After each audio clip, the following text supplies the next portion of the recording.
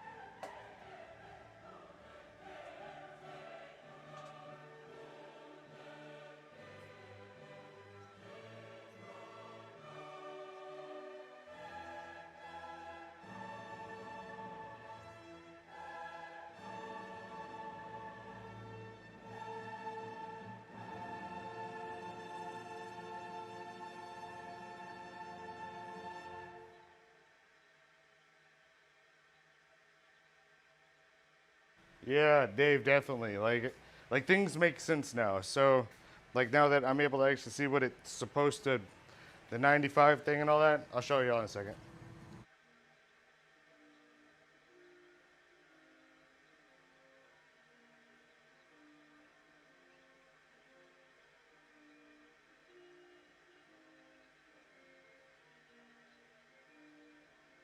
All right.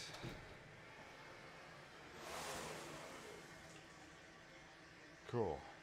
Audio or the mic? Can you hear me good? Everything good to go? I'm also making this for anybody in the future who may be in a situation like I was yesterday, don't know, etc. I'll show you, and you buy new lenses or whatever, you want to check your calibration on your lenses, this is what you have to do.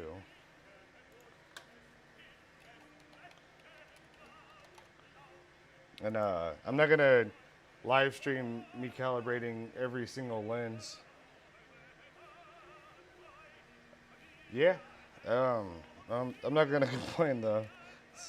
It was a miracle. But yeah, I'll show y'all like this one lens, and then also the offset thing that happened with the firearms that I did that got messed up. I think we fixed that too, and I'll show y'all.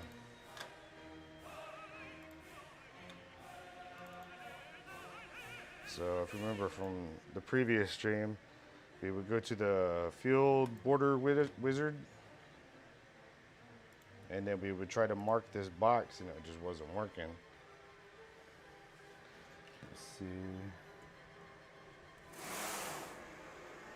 I went and bought some more steel sheets from Home Depot just because they're heavy and they lay flat, and I can trust the aluminum sheets are too thin, and you'd sneeze and they'd warp all weird.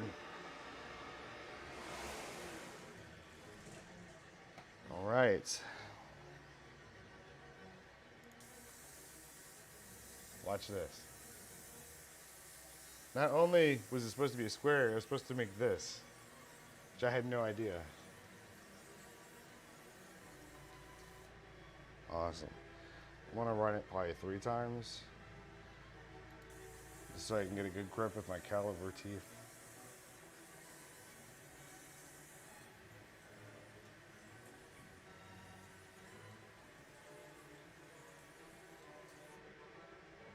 That should be good. All right, so we'll go to the next. And here on the 95 things, makes sense now. And what that is you measure from the center to the outside. Center to the outside, center to the outside. Those are 95s. They're supposed to be 95. And then you input the data into the thing here. Once that's ready, I'm gonna mark this just so I can stay organized here. So Y negative, X positive, Y positive, X negative. All right. So you measure these,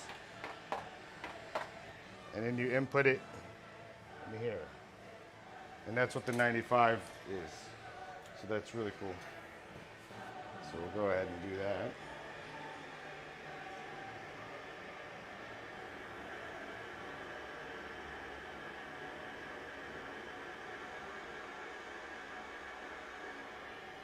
All right, this one's 9505.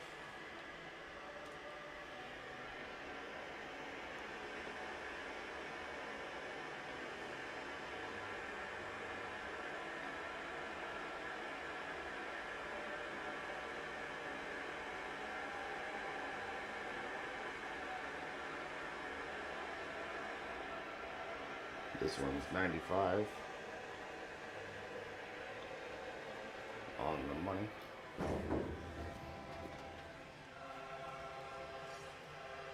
A shout out to the Matt guy that helped me this morning, and you finding the software update for me. Very much appreciated. Yeah, like earlier, this one is way off. 93.60.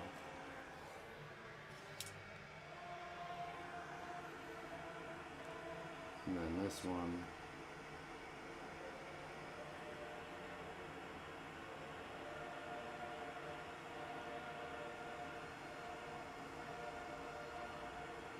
$95.90.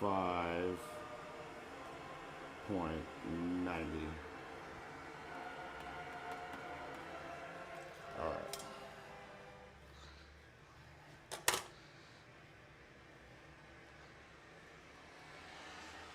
So now we take these data points and plug them in. 95.05.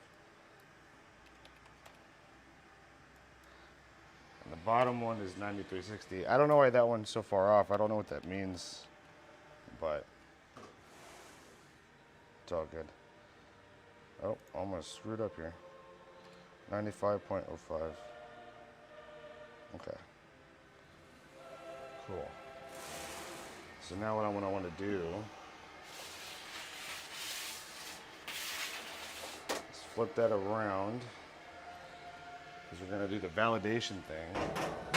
So we'll double check.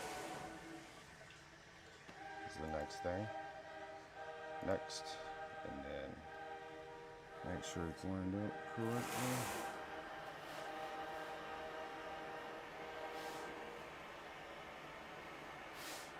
Yeah, I'll just do it right there.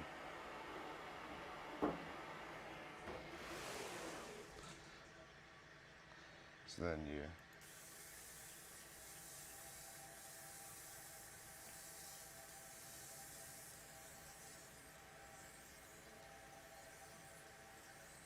this is great. The only question I have out of like everything I learned today is like, why did that one dude, who was that one guy that taught me the thing I was going through last night? It's like, because that was just so wrong. But it's okay. All right. Let's measure again.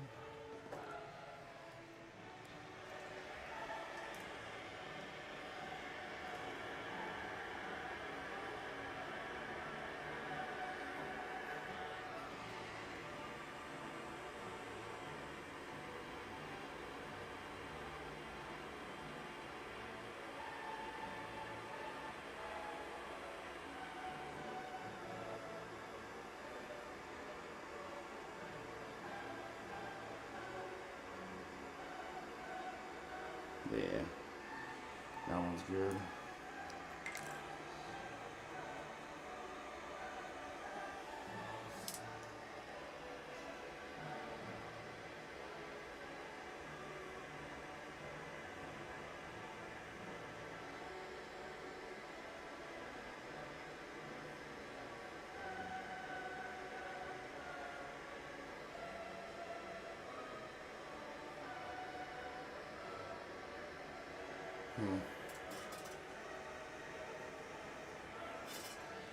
And what I'm going to end up doing more than likely is I'm going to fine tune, especially the 254 lens. I want to get it just perfect.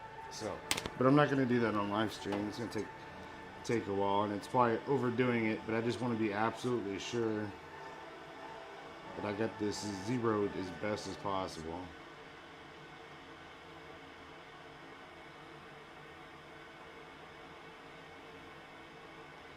Yeah, that's good. And then the big tamale that was really off. Let's see where that's at now.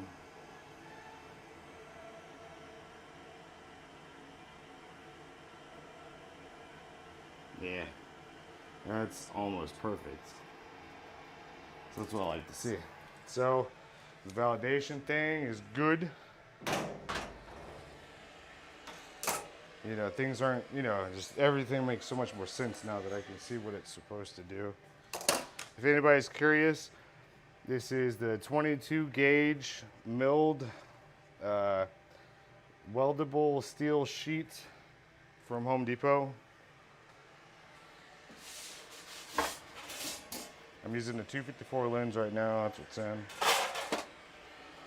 And now, this is going to be the other thing I learned today, which may have been the biggest issue with what I experienced yesterday with the offset, like the light being off from where the engraving was. So let's go ahead and save this. Now we go to the Pilot Laser Wizard. Yeah, but the good thing that y'all have with EasyCAD is there's a lot of you guys and a lot of people with different levels of experience, and almost at any time of day y'all have someone y'all could ask a question to that also uses it. And there's a lot of videos and resources out there for y'all to learn from. So that's one thing EasyCAD has well over on this. There's only a few people I'm aware of that still have their SPEEDMARK, their actual machines. And so it's like, it looks nicer, but you know, yeah, there's not that many people to pull information from.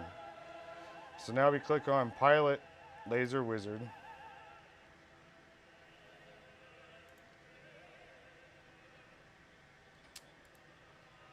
All right, now we need to mark the test pattern.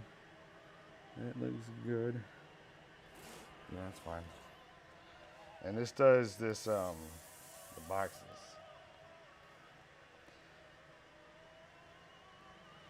All right, did it do all the boxes? Yep. This is great.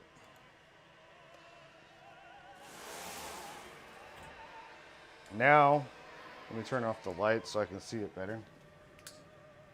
What this does is it makes, you know, you line up your light with where it cut, so there's no accidents like yesterday. And I'm gonna spend time later probably fine tuning this as well. But these dials come on the next thing right here is how you adjust it. And so, you know, so for the X correction, you could probably tweak it a little bit. No, that was wrong.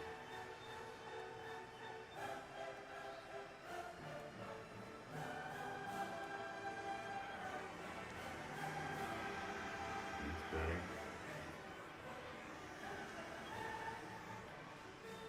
Let's put this down a little bit.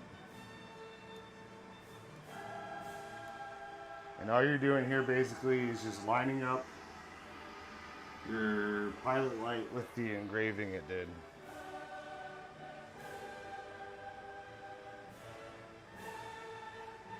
Let's try it.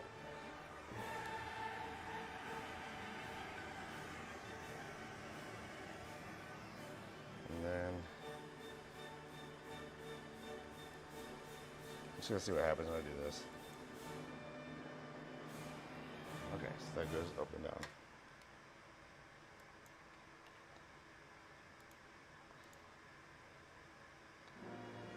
And then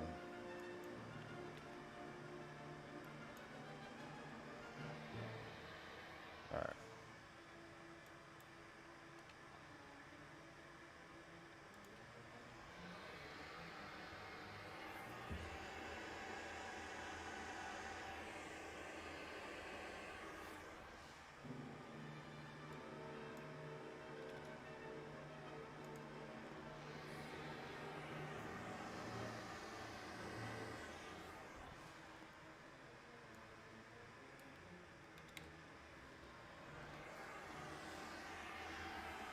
Yeah, and like earlier when he was walking me through it was noticeably off like what I was dealing with yesterday. So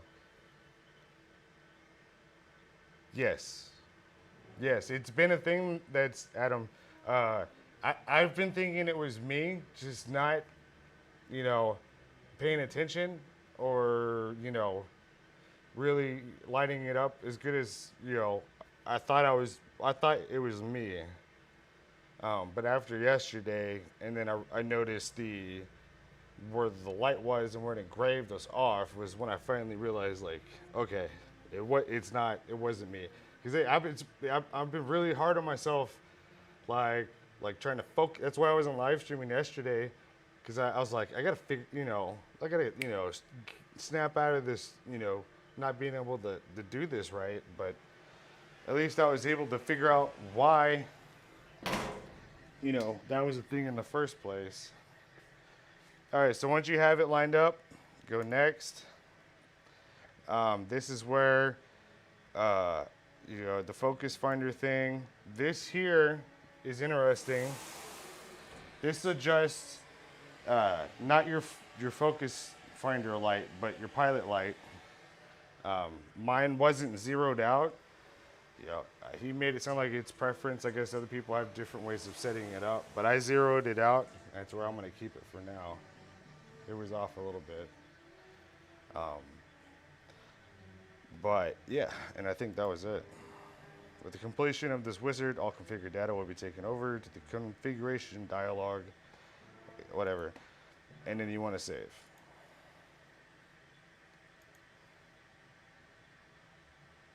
And that was it.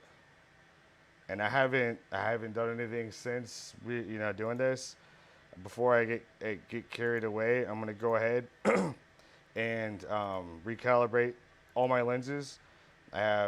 This was the 254, but I have the 160, the 330, and the 420. I'm gonna run through all this just so I have it done, and then maybe this evening, if I'm feeling comfortable, or if, I don't know, I've been really tired, so maybe not, but I'll give it another go.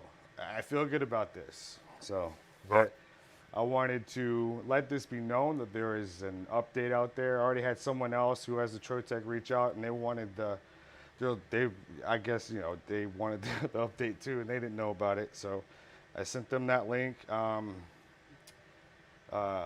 I do have, if you own a TROTEC speed marker system that uses the SPEEDMARK, I did start a Facebook group, because all the other Facebook groups, the TROTEC ones, it's all CO2, and so it's really hard to even get.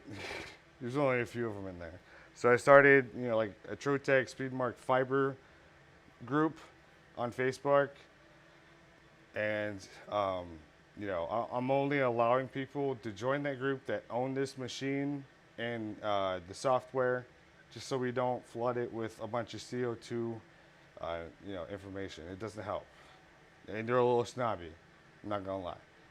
And that's just to kind of help. I've uploaded all the manuals and stuff that I've come across. I am in Facebook jail, kinda, for the next like 3 weeks, and I can't post or interact in any groups. I don't know why. It's just kind of dumb, but that's where that is. And yeah, so this is how you calibrate your lens. This is what it's supposed to look like, and I'm thankful. So I'm glad we were able to do this today. And that's it. And I hope y'all like the thumbnail of this video. I thought it was pretty funny. I don't even know where my mouse went. But anyways, thank you guys. Any questions, whatever else, put in the comments. I don't want to make this one too long because I want to kind of keep this video for people in the future, just so they know, because I had no idea.